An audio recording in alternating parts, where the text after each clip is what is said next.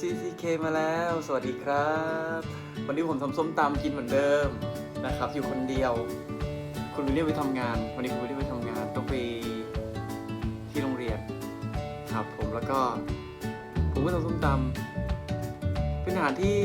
กินได้ตลอดเนาะคิดว่าทุกคนก็เป็นเหมือนกันชอบกินส้มตำจริงถ้าอยู่ไกลๆอยู่เมืองนอกอยู่ต่างประเทศแบบเนี้ยส้มตำจะเป็นอาหารที่เป็นเมนูแบบหลักๆเลยล่ะที่ทุกคนที่คิดถึงคือผมเป็นคนหนึ่งที่คิดถึงมากๆคือแบบเวลาเห็นเพื่อนๆแชร์ลงเฟซใช่ไหมก็จะเป็นรูปส้มตำรูปลาบน้ำตกยำอะไรแบบเนี้ยแล้วก็อยากกินมากว่าอะไรอย่างเงี้ยก็เลยต้องทำวันนี้ผมทำเป็นอันนี้ส้มตำทะเลจริงๆดู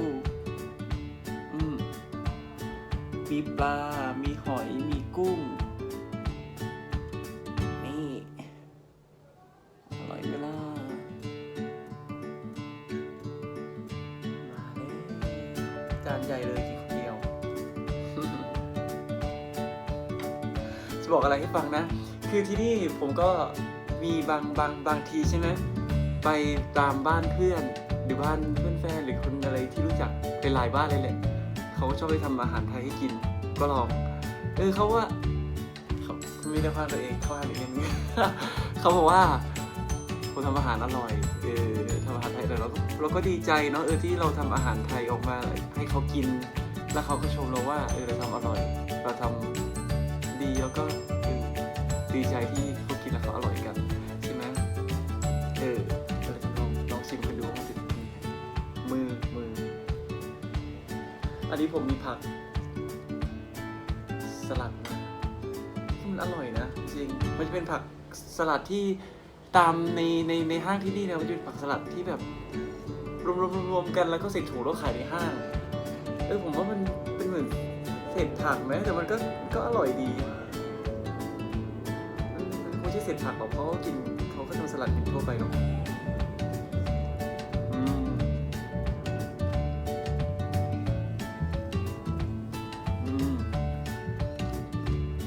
อร่อยปลาปลา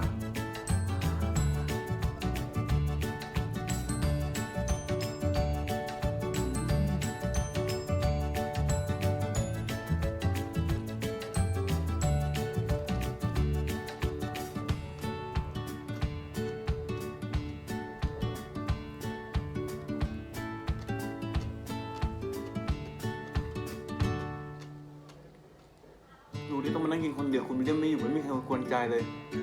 ไม่มีใครมาคอยตลกให้ดูเลยแต่เขาก็มาจะบอกอะไรให้เมื่อวานเราไปวันก่อนเราไปบริสเบนมาแล้วก็ไปทำงานกับคุณวิลเลียมนี่แหละไปออดิชั่นเด็กนักเรียนที่จะเข้ามาเรียนที่โรงเรียนนะครับแล้วทีนี้ขากลับเมื่อวานตอนกลับผมถ่ายวิดีโอไว้ตอนที่ระหว่างเดินทางตอนที่มาซิดนีย์เนี่ยคือมันสวยมากวิวภูเขาต้นไม้ต่างๆทุกอย่างมันสวยมากคือแบบผมก็ถ่ายมาจน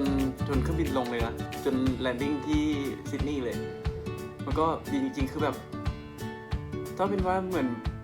ที่เมืองไทยใช่ผมก็เคยถ่ายนะแต่เขาก็ไม่ให้ถ่ายใช่ไหมบนเครื่องบินแล้วก็ไม่รู้คงเรื่องความปลอดภัยแล้วมั้งไม่อยากให้เล่นโทรศัพท์อย่างเงี้ยแต่ที่นี่ผมก็ถ่ายได้แค่แอร์หรือสจวตอะไรมาเราก็ไม่ได้ว่าอะไรก็ให้ถ่ายได้ตามปกติผมก็ได้เก็บภาพสวยๆมาให้ดูกันเป็นวิวด้านบนวิวของซิดนีย์คือมีแม่น้ำใหญ่ๆโคตรเคี้ยวจะบอกว่าธรรมชาติที่นี่สวยจริงๆครับเดี๋ยวผมจะมาแชร์ให้ดูในคลิปหน้ามันสวยมากจริงๆแล้วก็เป็นวิวตอนที่อะไรนะตอนที่มาถึงซิดนีย์วิวซิดนีย์นี่ก็สวยมากสวยแบบโอ้โหอลังการเลยล่ะมีในคลิปก็จะเป็นโอเปร่าเฮาส์มีซิดนีย์ฮาร์เบอร์บริดจ์นะครับฮาร์เบอร์บริดจ์แล้วก็จะเป็นวิวตึกรามบ้านช่องต่างๆของซิดนีย์ซึ่งสวยมากเหมือนกันเนี่ยรอชมต้องชมให้ได้ลืมบอกไปนี่ แล้วก็จะได้เห็นคุณวิลเลียมเขาพูดภาษาไทยด้วย อันนี้เขาจะเปิดคลิปเองเลยเขาจะเริ่มคลิปขึ้นมาโดยการพูดภาษาไทยเองเลยเพราะว่าเขาบอกให้ผมเนี่ยช่วยสอนภาษาไทยเขาหน่อยว่าตรงนี้พูดยังไงตรงนี้พูดยังไงแล้วเขาก็จะเริ่มต้นคลิปด้วยการพูดภาษาไทยเองเลยคือคลิปนั้นยกให้เขาพูดคนเดียว ยังไงฝากรบกวนช่วยติดตามผมด้วยนะคะขอบคุณมากครับเจอกันคลิปหน้าเนาะสวัสดีครับบ๊ายบาย